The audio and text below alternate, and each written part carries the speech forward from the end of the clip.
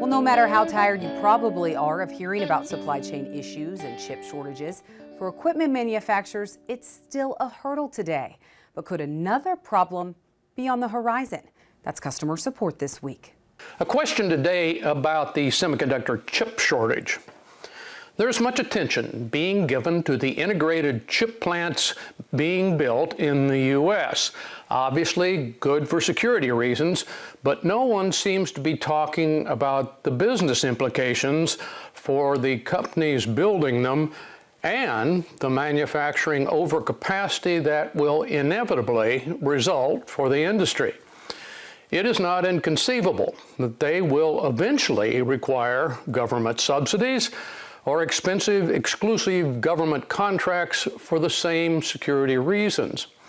We can only hope that the new facilities will be the most efficient, keeping their manufacturing costs at the lowest possible, at least for now. And that's from a viewer in Ohio who requested anonymity. I guess the good news is we don't have to worry about a chip glut in the future because it's here right now.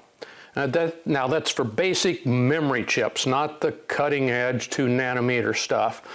The business collapse of the pandemic and the stuttering supply chain recovery didn't make industry giants like Taiwan Semiconductor and Samsung, who make the majority of all chips, halt all production. Phones, watches, and computers use about 50% of all semiconductors, and the rest are much smaller volumes of more specialized, non-interchangeable devices that will be a lower priority to produce.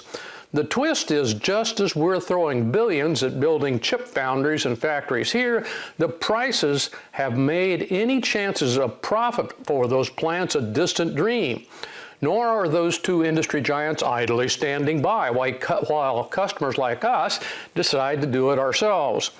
With their head starts in research and experience, it will take decades for any new facilities to catch up in sophistication and volume.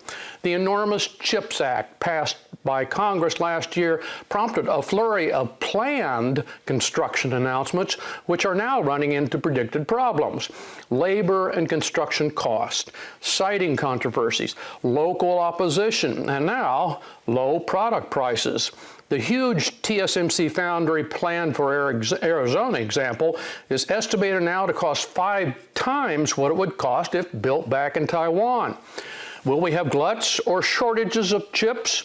Looks like we could end up with both as we try to force the market to solve what are essentially political problems. Thanks, John. Well, up next, a Texas teen with a very special tractor restoration that ended up being a down payment for his future. We have that story in From the Farm next.